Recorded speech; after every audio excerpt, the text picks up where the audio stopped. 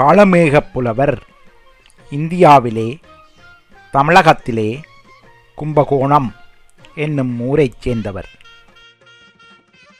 இவர் அந்தணர் குலத்தில் பிறந்தவர். இவரது இயற்பெயர் வரதன். இவர் திருவரங்கம் கோவில் மடைப்பள்ளியில் வேலை பார்த்தவர். 15ஆம் நூற்றாண்டைச் சேர்ந்தவர். பிறர் மீது வசை கூறும் ஆசுகவி பாடல்களை விரைந்து பாடுவதில் வல்லவர். போலி புலவர்களைக் கண்டால் அஞ்சாது இழித்துப் பாடியமையால் வசை பாட காளமேகம் என்று சிறப்பிக்கப் பெற்றவர். காளமேகம் என்றால் கார் காலத்தில் கொண்டல் காற்றோடு இருண்டு கருத்து இடியிடித்து முழங்கி பெருமழை பொழியும் முகில் என்று பொருள்படும். ஒரு நாள் காளமேகப் புலவர் கடும் வெயிலில் களைத்து தண்ணீர் விடாயுடன் ஓர் ஊருக்குள் வந்தார். அங்கே ஒரு பெண் மோர் விற்று கொண்டிருந்தாள். புலவர் அவளிடம் சென்று ஒரு குவளை மோர் வாங்கி பருகினார். ஆனால் அந்த மோரோ தண்ணீர் அதிகளவில் கலக்கப்பட்டிருந்ததால் சுவையின்றி சப்பென்றிருந்தது. அவருக்கு சினம் உண்டாயிற்று. விற்றவள் பெண்ணாயிருந்தமையால் அவருக்கு வைதலை தவிர வேறொன்றும் செய்ய முடியவில்லை. உடனே மோரை பழித்து ஒரு பாடலை பாடினார். கார் என்று பேர் படைத்தாய் ககனத்து உறும்போது நீரென்று பேர் படைத்தாய் நீள் நிலத்தில் வீழ்ந்ததன் பின் வார் ஒன்று மென்முலையார் ஆட்சியர் கை வந்ததற்பின் மோர் என்று பேர் படைத்தாய் முப்பேரும் பெற்றாயே. காரென்று பேர் படைத்தாய் ககனத்துறும்போது நீரென்று பேர் படைத்தாய் நீள் நிலத்தில் வீழ்ந்ததன் பின் வாரொன்று மென்முலையார் ஆட்சியர் கை வந்ததன் பின் மோரென்று பேர் படைத்தாய் முப்பேரும் பெற்றாயே. இன்னொரு நாள் நீண்ட தொலைவில் இருந்து நடந்து நண்பகல் வேளை தாண்டி பசிக்களையுடன் நாகப்பட்டினம் என்ற ஊருக்குள் புகுந்தார். ஊர் எல்லையிலே வழிப்போக்கருக்கு உண்டியும் உறைவிடமும் வழங்கும் சத்திரம் அதாவது தாவளம் இருந்தது.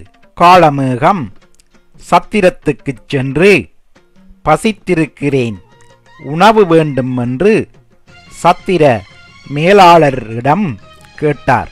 மேலாளர் புலவரை அமரச் சொல்லிவிட்டு சமையல் செய்யச் சென்றார். நீண்ட நேரம் காத்திருந்தும் உணவு வரவில்லை.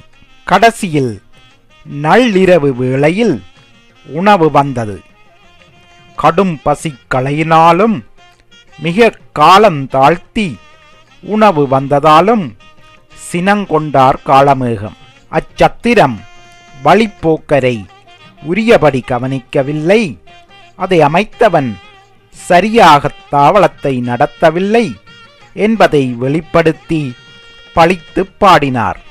கத்து கடல் சூழ் நாகை காத்தாந்தன் சத்திரத்தில் அத்தமிக்கும் போதில் அரிசி வரும் குத்தி உலையில் இட ஊர் அடங்கும் ஓர் அகப்பை எண்ணம் இலையிலிட வெள்ளி எழும். கத்துக்கடல் சூழ்நாகை காத்தாந்தன் சத்திரத்தில் அத்தமிக்கும் போதில் அரிசி வரும் குத்தி உலையிலிட ஊரடங்கும் ஓரகப்பை எண்ணம் இலையிலிட வெள்ளி எழும். இன்னொரு சமயம் காளமேகம் ஒரு பந்தியிலே உணவு உண்டு கொண்டிருந்தார். அப்போது அவருக்கு முன்னால் அமர்ந்து உண்டு கொண்டிருந்த ஒரு பார்ப்பானது குடுமி அவிழ்ந்து இலைச்சோற்றில் சரிந்தது. அவன் கையால் மயிரை எடுத்து உதறினான். அச்சமயம் மயிரில் ஒட்டியிருந்த எச்சிச்சோறு காளமேகத்தின் நிலையில் விழுந்தது. காளமேகத்துக்கு சினம் பற்றி கொண்டு வந்தது. உடனே அவனை இழித்து ஒரு பாட்டை பாடினார். சுருக்கவிழ்ந்த முன்குடுமிச் சோழியா, சோற்று பொறுக்குலர்ந்த வாயா புலையா, திருக்குடந்தை கோட்டானே நாயே குரங்கே, உனை ஒருத்தி போட்டாலே வேலையற்று போய். பந்தியிலே கிடைக்கிற சோற்றை முடிந்தவரை தின்கிற அவாவில் நீண்ட நேரம் உண்டு கொண்டிருந்ததால் வாயில் ஒட்டியிருக்கிற சோறு காய்ந்துவிட்டது. ஆனாலும் அந்த பிராமணன் நாகரிகம் இல்லாமல் தின்பதிலேயே கண்ணாயிருந்தான். அதனால் குடுமி அவிழ்ந்து விழ அதை நாகரிகமாக ஒதுக்காமல் உதறியதால் சோறு பறந்தது. இதை கவனித்துக் கொண்டு இருந்த புலவரால் பொறுக்க முடியவில்லை.